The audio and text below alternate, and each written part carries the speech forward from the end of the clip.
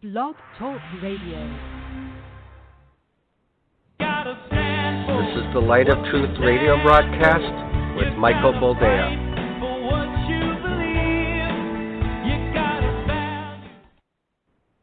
All right, welcome to the program, and thank you for joining us. This is the Light of Truth radio broadcast. I am your host, Michael Boldea, and although this recording is not live because I have a pre-scheduled event, it is fresh enough where the information that we will share today is relevant. Although I've had people go back through the archives, 5, 6, 7 months, even a year, and they go, wow, that was eerily prophetic.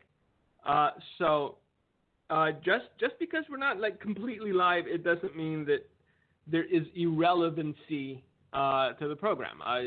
We like to cover topics that are of interest in the present, but also go back and see the things that God forewarned of in the past that we're seeing come to pass today. There's a lot going on, and not all of it on the surface, and not all of it visible, and not all of it readily seen by those who don't know what to look for.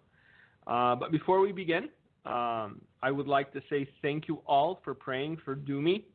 If you don't know what this is about, there is a young man who used to be a resident at our orphanage who discovered he had a very aggressive form of cancer. As little as 2 months ago, they gave him zero chance of survival. Basically, the Romanian system at least had written him off. And through some very supernatural encounters, let's put it that way, we got to speak to the most heralded surgeon in Europe when it comes to this kind of tumor, and he agreed to take on the project. He agreed to perform the surgery on Dumi, which was an answer to prayer, to be perfectly honest with you, because it's a hard pill to swallow to be given a death sentence at 21. And we started a GoFundMe. You will find it on my blog, mikeboldea.blogspot.com, or you can go and give to handofhelp.com, which will also go towards this. But first of all, those of you that donated, those of you that gave anonymously or otherwise, thank you. It's heartwarming to see that God's people can step up. It's heartwarming to see that not only Blasey Ford can raise $1 million for lying under oath. We weren't looking to raise anywhere near $1 million. Surgery in Europe costs far less than it does in the States, thankfully. And we were looking to raise about $40,000 US. The whole surgery is around 32 or 33,000 euro, which basically comes out to 40,000 US. We're still short of that, but we know that God is able. And because they saw our insistence and perseverance, let's put it that way, they did perform the surgery earlier today, which is Wednesday, September the 4th, and it was more successful than they could hope for. They did not have to excise his entire lung. They only excised a piece of it. They took out 2 ribs, which had been compromised by the tumor. But all in all, thank God, the surgery went well. Thank you for your prayers. And now the long road of recovery. But one thing I wanted to discuss is the difference between the family of God and those of the world. One of the things that tormented this young man the most when he found out he had cancer, when he found out he had a tumor, when he found out that he was likely going to die, was the thought of being abandoned, was the thought of being left alone. He'd run across other people in the same situation as he, whose friends, family, acquaintances, and everybody else had washed their hands of them because, well, they didn't have the time or the resources or the inclination to spend days on end with a cancer patient. And the thing that surprised him most after hearing all the stories of woe from his fellow patients, and it broke my heart, but it also goes to show how different believers are. What surprised him is how much time and resources we would give to him becoming better, to him being able to see another year, another 5, 10, 15, 20 years, be married, have children, and whatnot. So he said, I knew you wouldn't abandon me, but it's still surprising given how many people say they've been abandoned. So this is one of the big differences, I believe, between the children of God and those of the world. Through thick and thin, we stick together. We help out how we can. If we can't do it monetarily, we pray for the situation, and God puts it on the heart of someone who is able to do it financially. It's an amazing thing to be a member of God's family. But for those of you that know the situation, I just wanted to give you a fresh update. He is out of surgery. Surgery went surprisingly well, and they did not have to excise his entire lung, just part of it. So praise God. I'm not one of those people that don't believe in modern medicine. My brother's a dentist. I believe that God begins where man ends. So when man has exhausted every possibility, when man has exhausted every avenue, that's when God steps in. If you knew the story of how we came to come in contact with this surgeon in Austria, you would realize this in of itself is a miracle, because he is not a man who is easily swayed to do operations for a pittance on orphan children from Romania. He is the best surgeon of his kind in Europe. His docket is full to overflowing. He was supposed to be on vacation during this time, and God stirred his heart. God worked it out where surgery was performed, and the sooner the better, because with these sort of things, time is of the essence. So thank you to all who gave, to all who prayed, to all who plan on giving, to all who continue to pray, because this is what we're here for. I know that some of you know me just as the guy who yells at you on radio or writes articles on his blog or writes books. The other side of our ministry is one of giving. The other side of our ministry is one of charity. We have an orphanage in Romania. We help families who can't afford firewood or have a new roof on their home or build a home. We do all sorts of things, because I am not one who subscribes to the idea that ministry is a vehicle by which one individual can grow rich. I'm not in ministry for money. I'm in ministry because God called me to ministry. Those who know me a little more intimately know that I have a side gig, as the kids like to say. I have my own sort of tent building business that supplies my family's needs and that is able to put a roof over our home. And so I do out of love what God has called me to do, and it's heartwarming. It's beyond humbling to see so many of you step up, to see so many of you give of your hard-earned money to help out a young man who you've never met. I saw this kid grow up. He's been with us for a very long time. And so the thought of him having no hope and just waiting to die was heartbreaking on a whole new level. So thankfully, surgery was a success, and now I will keep you updated on the blog and on my Facebook page as to his recovery and the things that will occur going forward. Now, let's get into the meat of today's program because there's a lot of stuff to talk about. I think that the other side has realized that if you can't go in through the front door, you'll have to find a back door. And they're doing it by putting pressure on businesses to do their bidding, basically. One of the things that popped up this week is the fact that Walmart, of all places, plans to dramatically step back from ammunition sales after horrific shooting, in quotes. Never mind that people are getting horrifically murdered in various different ways. People are committing suicide with cigarettes, for Pete's sake. So to say that this is the one thing that Walmart is supposed to be focusing on exclusively is hypocritical for them. Because, hey, guess what? Walmart still sells cigarettes. Walmart still has pharmacies in pretty much every Walmart. I guarantee you they filled more than their fair share of prescriptions for Oxy. But apparently there's no guilt or rumination about that. The only thing that they're concerned with is guns. And again, I speak of this to you often because it is necessary. Understand history.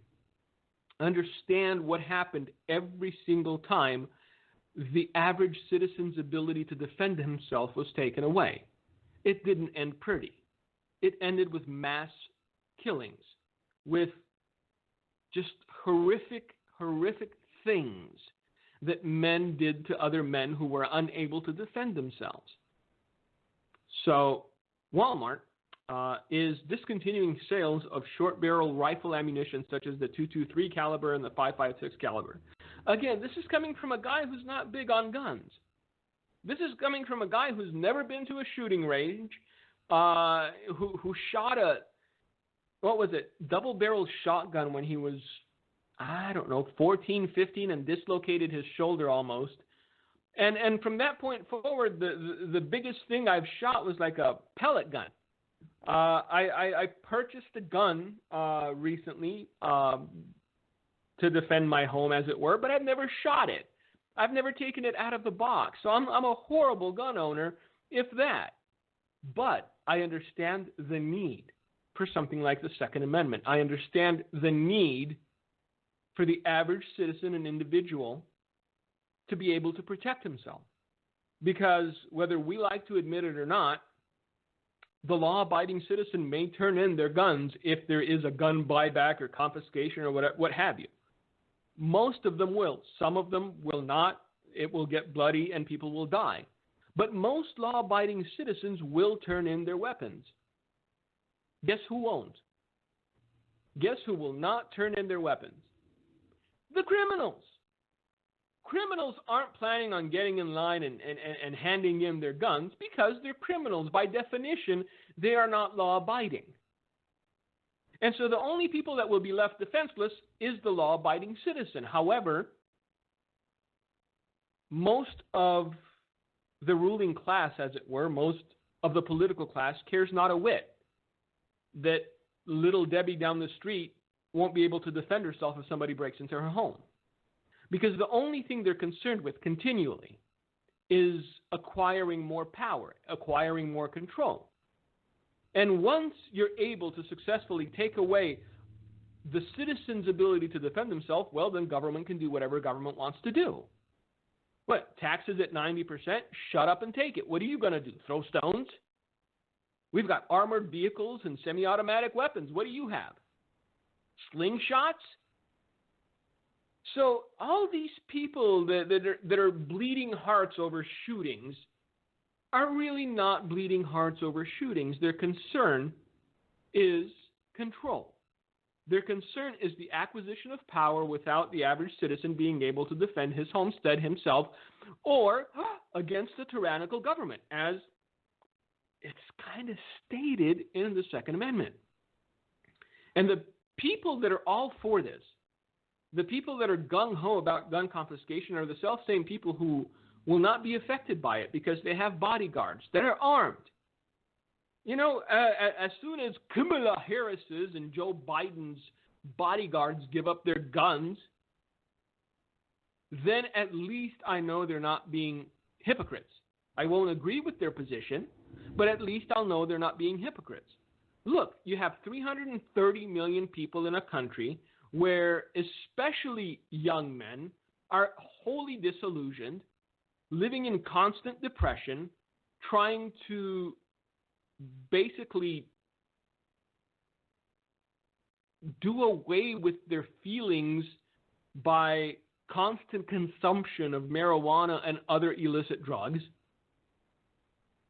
You have a church that has wholly stepped out of the frame, that is not offering hope, that is not offering peace, that is not offering joy, that's offering what apparently people who've had it for so long are walking away from. The church right now is offering what? Prosperity. The church is offering good feelings, good times, and lots of money. And guess who's walking away from those things?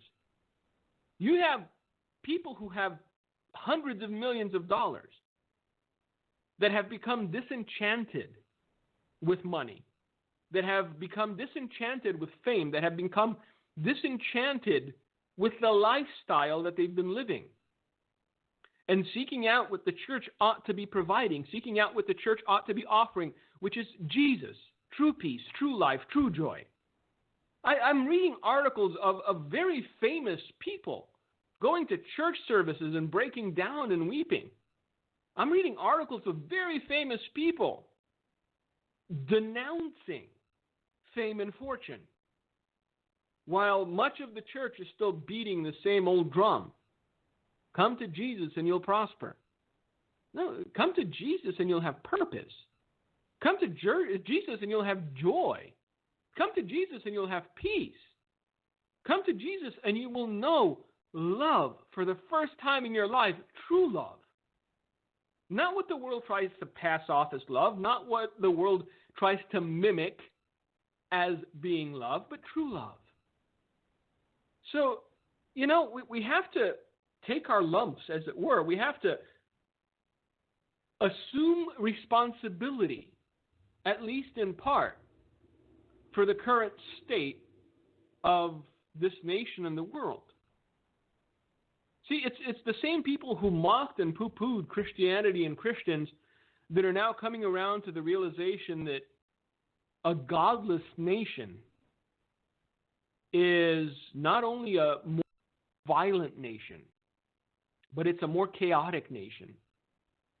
And again, I come back to this point because it's a point worth repeating, and it's a point that you will see play out. Things are going relatively well for most people. If you want a job, you can get a job in this country. And these things are still happening. Imagine when the worm turns. Imagine when things will not be as easy as they are today. Imagine knocking on 10 doors and saying, we're not hiring, and not being able to put food on your table and not being able to pay your rent. So this will only escalate because a growing number of people are feeling hopeless and disenfranchised and disillusioned. But back to Walmart, because if they've started down this path, I guarantee you other retailers will too. And once all the retailers stopped carrying guns and ammunition, the next obvious target is going to be gun stores that sell exclusively guns and gun manufacturers, because these people have an agenda and they're not going to stop. So, CEO Doug McMillon announces the changes following 2 deadly shootings at Walmart stores over the summer. Walmart said Tuesday it will discontinue all sales of handgun ammunition and sales of short-barrel rifle ammunition that can be used with military-style weapons following 2 horrific shootings at Walmart stores this summer. Now, again, this whole thing about military-style weapons is a farce. There's no such thing as automatic weapons that are legally sold within these United States. What's military style? Well, the military carries handguns too. That's a broad spectrum sort of definition, is it? Military style. Even a K-bar knife is military style. We're going to, outlaw knives too? But see, nobody thinks through this. It's emotional reaction. That's all it is. There are mentally unstable people in this country, perhaps more per capita than in other countries, because in other countries, people have had to fight to survive. You know what? Disillusionment comes about readily when you have everything handed to you. When you don't have to work, when you don't have to sweat, when you don't have to bleed, when you don't have to be concerned about basic necessities, your mind starts to wander. You know that old saying, idle hands are the devil's playground? Well, they are. I'm not seeing mass shootings in places where people have to go scrounge in the dirt for worms so they can make some worm stew. Because their entire focus is on survival. We've created a society that does not want God in its midst. We've created a society that is self-centered and hedonistic. And we are reaping the harvest of the society we've created. The latest thing I saw was, and again, I hope it's true. I pray it's true. But part of me thinks it's just positioning. But Benny Hinn came out against the prosperity movement. I know. Shocker. Yeah, I'll give you a few seconds to go grab a glass of water and just splash it across your face. Somebody forwarded me this, and it's actually on YouTube. Benny Hinn will no longer say, make a vow of $1,000 to break the back of poverty and all that other nonsense. He says he's matured. I don't want to think this way, but I've known of this man's theology, let's say, for a very long time. And although I want to believe that he's had a true change of heart, although I want to believe that indeed Benny Hinn has walked away from the prosperity kerfuffle, I think he's just positioning himself because he's realizing that it's going nowhere quick. The entire thing is a non-starter. And so now, yes, he will no longer say, make a vow of $1,000 and break the back of poverty. But there was a time when he pretty much delegated all those who opposed this sort of message to the depths of hell, calling them Ichabod and ungodly. So, everything with a grain of salt. But if it's a true change of heart, then I would expect that Benny Hinn or Benny Hinn Ministry start making remuneration and refunding all those that have contributed under the guise of being blessed financially if they do. Do you think that'll happen? Pray tell. Somehow highly doubtful. But back to Walmart, because it is the biggest brick and mortar retailer in the nation. And these are supposed to be good old boys from Arkansas. And if they've given in to the pressure of limiting gun sales and ammunition sales, it's very likely that not only other retailers will follow suit, but that added pressure will be put on Congress to act, as it were. Again, for those of you that still weren't seeing how we could possibly have civil war in this country, here is yet another powder keg, and everyone flicking matches at it. Walmart will also stop all handgun sales in Alaska, marking its complete exit from the handguns category. The biggest retailer in the world also is asking customers at Walmart and Sam's Club to no longer openly carry firearms in stores in states where open carry is allowed unless they're authorized law enforcement officers. Open carry legislation is currently on the books in more than 26 states. Dan Bartlett, Executive Vice President of Corporate Affairs, said during a call with members of the media. So what Walmart is saying is this: please shop at our stores. If you do have a concealed and carry permit, don't bring your gun inside in case some lunatic walks in. You'll be like a fish in a barrel, and you'll get killed in a Walmart. But hey, at least you followed our policies. At least you did as we asked, and you became a nice little victim. How dare you have the misconception that you have the right to defend yourself? How dare you have the misconception that if you are a law-abiding individual who does have a concealed carry permit, you can walk into Walmart with one? How dare you? Now, look, this is going to end badly, as all things done in haste and from a point of emotion tend to do. Look,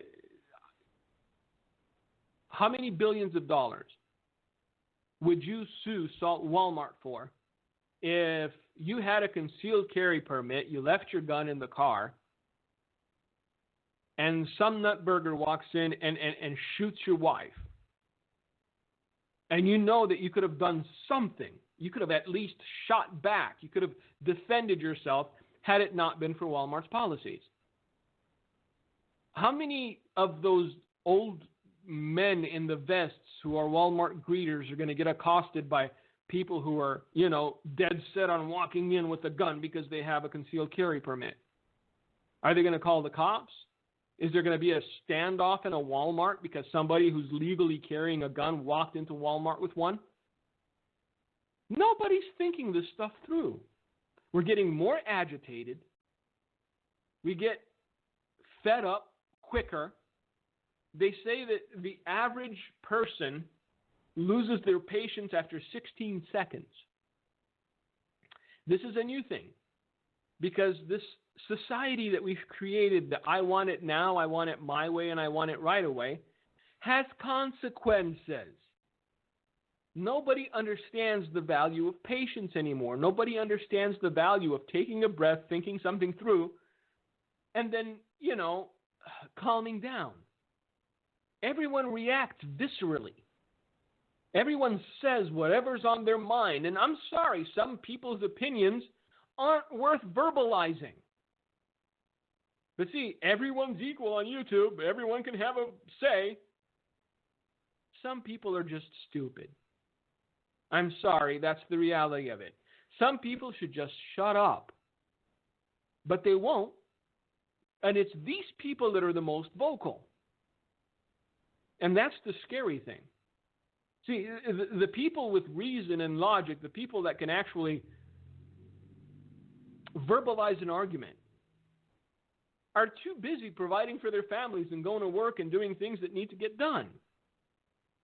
It's these people that have no social skills, or at least not enough social skills to hold down a job, that are standing out in front of courthouses saying guns kill people. No, they don't. People kill people with guns. People also kill people with knives. People also kill people with cars. People also kill people with arsenic.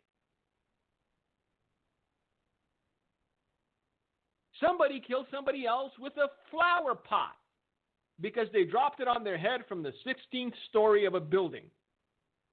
Are we going to outlaw flower pots? OxyContin's killed more people than guns. Why is Walmart still selling it? But we don't want to talk about these things. We want to react emotionally. Well, that's it. Got to get it done. Outlaw every gun. Well, but you're punishing a citizen who's been law-abiding. You're punishing a citizen that has had no quarrel with anyone else or with government, and you're saying to that citizen, because there are crazy people, you no longer have a right to defend yourself or your family. So, this is their justification. We believe the opportunity for someone to misinterpret a situation, even in open carry states, could lead to tragic results. We hope that everyone will understand the circumstances that led to this new policy and will respect the concerns of their fellow shoppers and our associates. You know what? None of the guys that went nuts, none of the guys that were responsible for mass killings had open carry permits. Isn't that a shocker? None of them. None of them were responsible citizens. They had rap sheets. They'd applied for guns and they were rejected because they had something in their record that sort of made them unavailable or unable to possess a firearm. But this is the country we're living in. You can get a gun anywhere. I can go to downtown Chicago and come back with a trunk full of guns. How are we going to fix that? Well, we just got to punish the citizen. That's what we have to do. More and more, punish the citizen. Now, I'm not going to read the rest of this because it's just ludicrous. And I think there is going to be blowback against Walmart. And hopefully it's big enough where either they rescind their new requirements or other retailers will go, whoa, we don't want to lose 20% of our business overnight because, we told people they can't defend themselves anymore. Now, have no fear. Things are headed in the right direction, though, because Back to School Day in Arlington, Virginia, included gender-neutral sports uniforms and preferred pronouns. This is where we're headed. It's only getting darker. And the church? Nowhere to be seen. We're still riding the prosperity wagon. Even though, the smart ones have started jumping ship. See, because that's why I'm back at this, because it irks me. That's why I have a hard time believing in the sincerity of Benny Hinn's repentance over the prosperity message.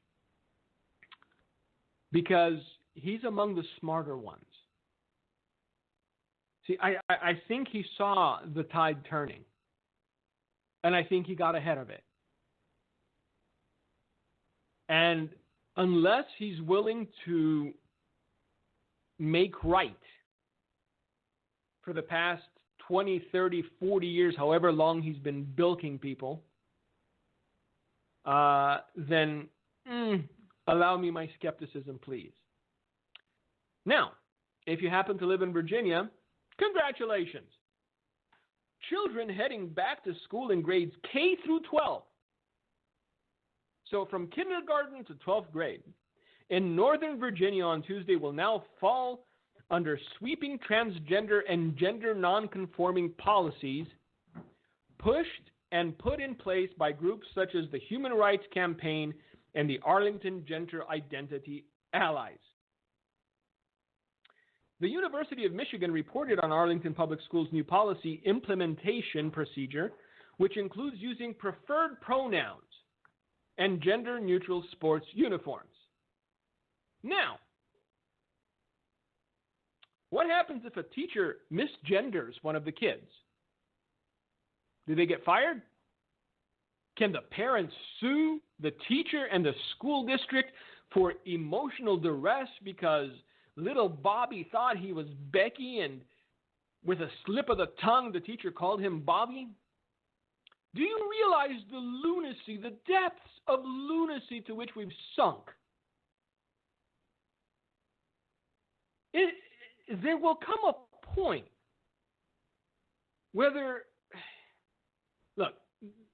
there will come a point where either the pendulum starts to swing back to rationality and normalcy, or where even people who don't believe in God per se will start praying for fire to rain down. Understand, but by the time this whole saga is done, by the time the history of this nation is written, there will not be one soul who will look upon its judgment and say it was unwarranted. I know that's not popular, but neither was standing against the prosperity message 20 years ago, and here we are. I'm going to repeat what I said.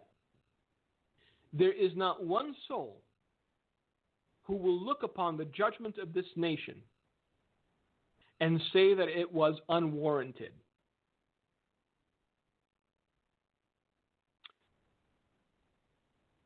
The PIP, which is the Policy Implementation Procedure, affirming transgender and gender nonconforming students is essential for the safety and privacy of students. How so? Because we're talking K through 12. So, thankfully, my oldest daughter is now in kindergarten. So, but if she were in the 10th grade, and a boy pretending to be a girl walks into the locker room and starts disrobing, and my daughter sees things that will rob her of her innocence, who exactly do I complain to? Do I hunt down the kid myself? Because the police isn't going to help. Hey, it's the law. It's the new policy. It's the PIP, Arlington Gender Identity Allies policy. What happens when a girl gets raped by a boy who is pretending to be a girl in the locker room? What happens then? Because hormones are hormones. And I guarantee you there's going to be a lot of boys feeling like girls when they realize they can get a peek in the locker room for free. This is beyond madness. We have reached a territory where self-destructive tendencies are culminating into chaos. And look at what one of these people said. The PIP affirming transgender and gender nonconforming students is essential for the safety and privacy of students. Emily Vincent, a parent who likes the new policy, said in the Spartan Newsroom report, their gender identity does not pose a risk or danger to other students. So, Miss Emily Vincent, other than being a parent, what qualifies you to determine whether or not their gender identity does not pose a risk or danger to other students? Because you were quoted. What qualifies you? Because if we look at aggregate data, we realize that yes, there have been adult males dressed as women who tried to violate girls in the girls' bathrooms at Target. There's a lunatic out in Canada pretending to be a woman that's trying to get waxing places to give it a Brazilian, who's also putting together non-chaperoned meet and greets with young girls and talking openly about truly vile things in the process. So, Miss Emily Vincent, you of renown, what qualifies you? Tell me, what qualifies you to come to the determination that gender identity does not pose a risk or danger to other students? That's why they have the boys' bathroom and the girls' bathroom. That's why they have the boys' locker room and the girls' locker room. Because the old saying is, boys will be boys, even if they're wearing a dress. So what qualifies you? You absolute buffoon of a woman, to say that this will not pose a risk. I guarantee you, and look, I hope it doesn't happen. I'm not praying, because this is not something I'm going to pray for. But I hope it doesn't happen. I guarantee you it will. And I guarantee you they're going to try to just kill the story the first time and kill the story the second time. But eventually the stories will start to flow out. Where girls have been violated, where girls have been manhandled, where girls have been groped, where transgender boys have exposed themselves to girls who didn't want to see their, bits and pieces. So how does it not pose a risk or danger, Miss or Mrs.? I guarantee you she's a single mom. Guarantee you. Because any father who had a daughter who heard his wife said that would slap the taste out of her mouth. How dare you? How dare you speak for every other parent in that school district? Well, no, it doesn't pose a risk or danger. A year in the making, the PIP was introduced by Assistant Superintendent Dr. Tara Natras. The PIP will include updates to facilities, including gender-neutral bathrooms and locker rooms, as well as non-gender specific dress code and preferred pronoun additions to student files. Look, we're so confused.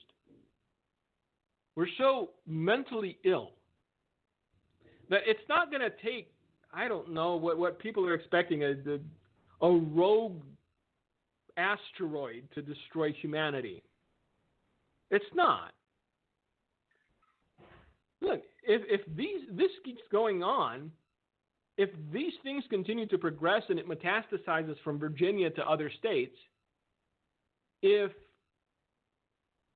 we start teaching kids as young as kindergarten and pre-K that there's no such thing as male and female, between the suicide rates, the absence of child having,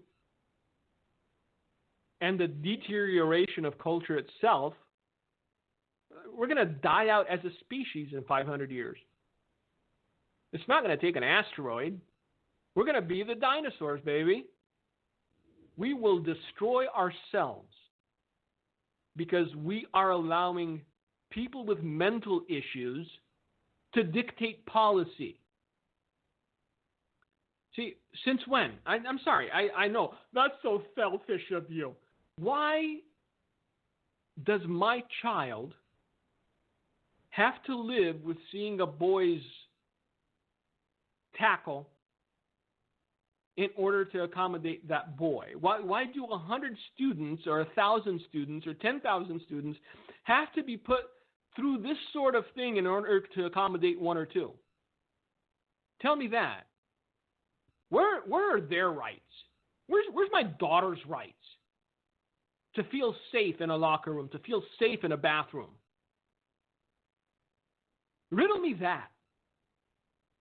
I'm sick and tired of these protected classes who are in a minute minority, 1%, 0.5%, dictating to the rest of society that we have to bend and acquiesce and tolerate and embrace and validate your perversion. I do not. I don't have to validate it. I don't have to tolerate it. I don't have to embrace it. So here are some details of the PIP that were included in the university's report. Bathrooms and locker rooms. Access to facilities that correspond to a student's gender identity will be available to all students. Single-user gender-neutral facilities will be made available to all users who seek privacy. Co-curricular and extracurricular activities and athletic team students' participation, Student may participate in any co-curricular or extracurricular activity consistent with their gender identity. So this will be the last time a biological female will win any race in track, or any wrestling match, or anything that is a single person co-curricular activity. So all you dads who have daughters out there, how do you feel about that? See, because I got daughters. I understand that psychologically it's probably easier for guys who have sons to swallow this. But I've got daughters. And so I don't know how I would be able to contain my outrage if I saw a boy pretending to be a girl beat the snot out of my daughter just because his gender identity is female.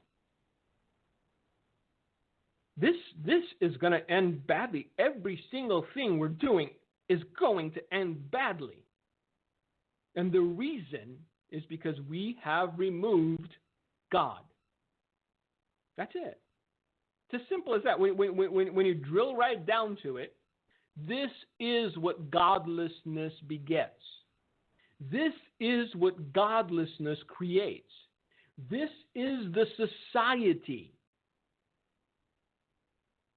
that is molded in a vacuum where God does not exist. So all students, this is now the dress code, all students must dress according to the constraints of the dress code as outlined within the school handbook. Information regarding appropriate attire for school-related activities shall be non-gender specific. How's that? I mean, kilts?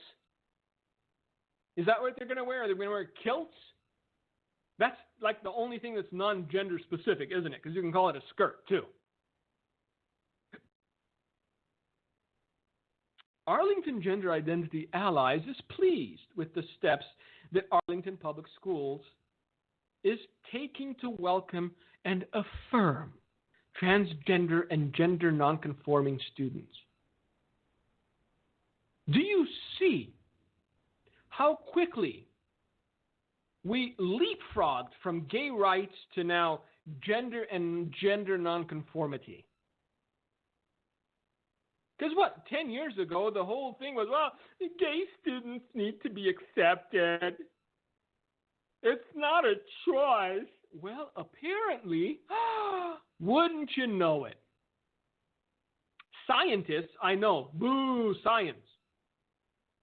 Scientists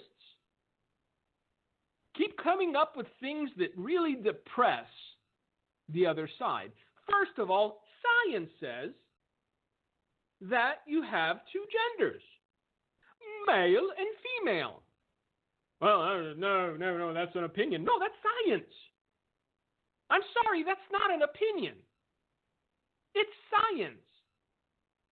The second thing that science recently discovered is that there is no such thing as a gay gene. So even though acclaimed scientist Lady Gaga said that you're born this way, guess what, pumpkin? You're not. There is no such thing as a gay gene. Now, question. Why the explosion in homosexuality and all these other fringe perversions? Well, let's ask Cardinal, or former Cardinal, Theodore McCarrick, who is a pedophile of renown, who perhaps knows all the other pedophiles within Catholicism because apparently they have their little cabal.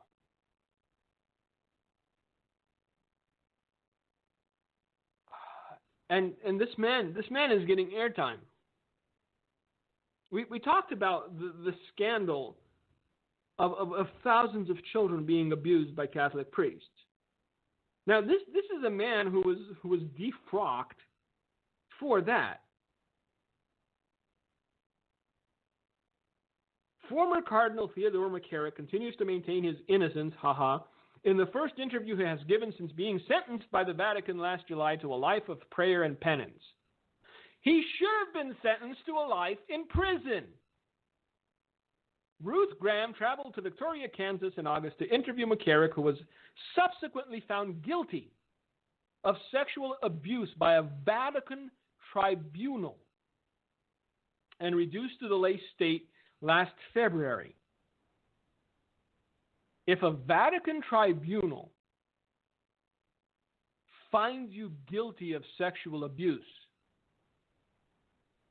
you are guilty of sexual abuse. The only comparable thing is that if the special counsel investigation found Donald Trump innocent, he is innocent. Because those people didn't want to find Donald Trump innocent, and I guarantee you the Vatican tribunal didn't want to find a priest guilty. So the evidence had to be overwhelming for them to go, we can't. We can't. You did it. You're guilty. Asked whether the different accusations of homosexual abuse were true, McCarrick denied them, employing a curious turn of phrase. I want you to hear what he said. Understand that for every action there is an equal and opposite reaction. Abused children become sexually broken. They tend to gravitate towards either homosexuality, transgenderism, and other things. And this was the man's reply. I'm not as bad as they paint me. I do not believe that I did the things they accused me of.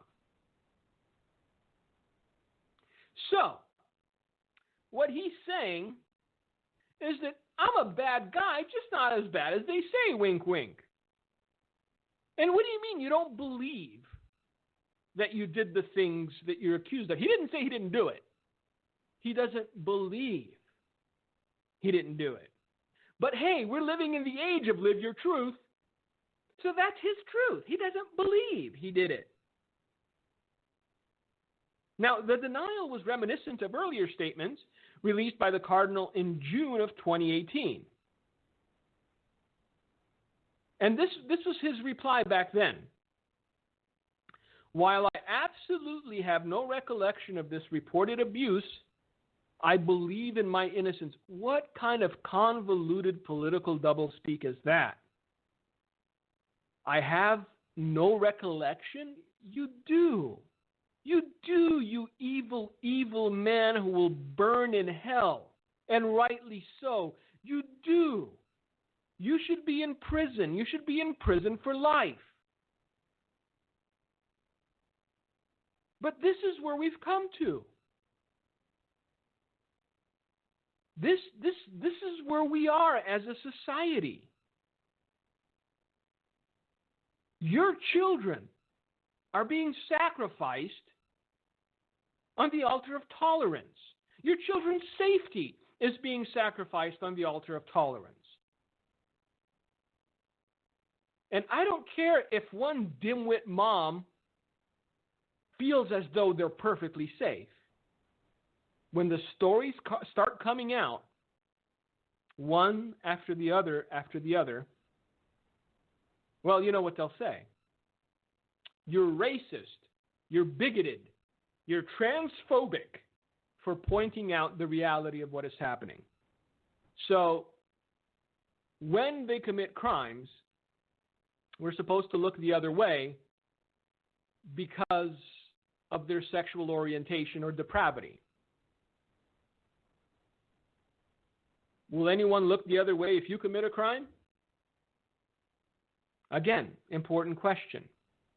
Because if justice isn't equal for all in this country, then more and more people are going to get disillusioned.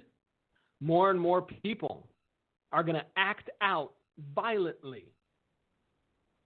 And more people are going to die needlessly. There's a lot that I wanted to cover today, but it seems these are the only two topics we have time for because our time is almost up. And by the way, Obama and Biden were briefed on the private Trump meeting before Comey fed the details to the FBI team, just so you know. So this entire stink burger goes all the way up. Goes all the way up to the tippy top, as one Alessandria Ocasio-Cortez is fond of saying. It goes to the tippy top. And the attempted coup that subsequently failed, I have a feeling that the tippy top was also looped in as well. Again, I would ask that you please continue to pray for Dumi. If you are able, please continue to support. We're still short of what we need to raise for the surgery, but my brother Daniel flew out, and he was with Dumi during the surgery, and my brother Daniel is very convincing. He has a gift about him where he can talk people into doing things. So they did the surgery, and like I said, it went better than anyone expected, and we're just thankful to God. So thank you for your prayers. Thank you for your support. May God bless you. May God keep you. And may you be wise in the choices that you make. That's pretty much all I've got to say for today. Gino, if you've got anything, the floor is yours. God bless. Yes, thank you so much, Mike.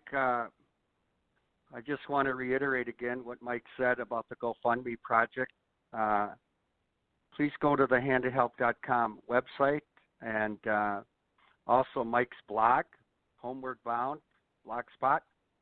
And we are putting the fundraiser on our Facebook page, Hand to Help Facebook page. I just want to read the story about Dumi a minute, if I can, so you understand a bit about what we're trying to do here. Dimitri grew up at the Hand to Help Orphanage. He was on the fast track to becoming an independent young man. His passion for electronics landed him a full scholarship at the University of Engineering and Robotics. Throughout his time at the orphanage, Dumi, as the children of the orphanage called him, he loved worshiping God through his guitar playing and was quick to befriend everyone. He continues to be a role model for the younger boys at the orphanage. His clear path to a promising future came to a screeching halt in January 2019 when he noticed a mass growing in an area that he'd injured during a fall a month earlier. Expecting it no more to be than a fractured rib, the news of him having to get a CAT scan came as a surprise to Dumi. With medical treatment in Romania being less than ideal and with no one understanding the extent of the pathology growing inside of him, it took 3 weeks to get him a CT scan. When the results came in, it caught everyone off guard. Dumi was in stage 4 cancer, later diagnosed as stage 3. The staff and children wept as one big loving family. All of his dreams and ambitions were shattered in one single day. Further testing proved the mass to be growing at an alarming rate, and chemotherapy was started. After 6 rounds, we're grateful that Dumi was able to travel to Vienna, whereas Mike said he had his surgery. This is Dumi's story, and we want to urge you, please go to the GoFundMe page.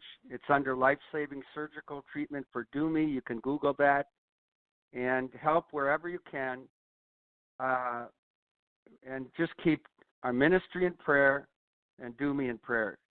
As well, Friday night, pray as we do a prayer and worship event at the state capitol in Madison and lift up Jesus' name in an hour when it is his name is the only name of importance in seeing our world change. God bless you all for listening to The Light of Truth. Thank you for listening to today's broadcast, The Light of Truth, with Michael Boldea. If you would like to order a copy of today's broadcast, please visit our website at handofhelp.com. If you have questions about our ministry, you can email us at handofhelpoffice@aol.com, or simply call us at 920-206-9910. God bless you.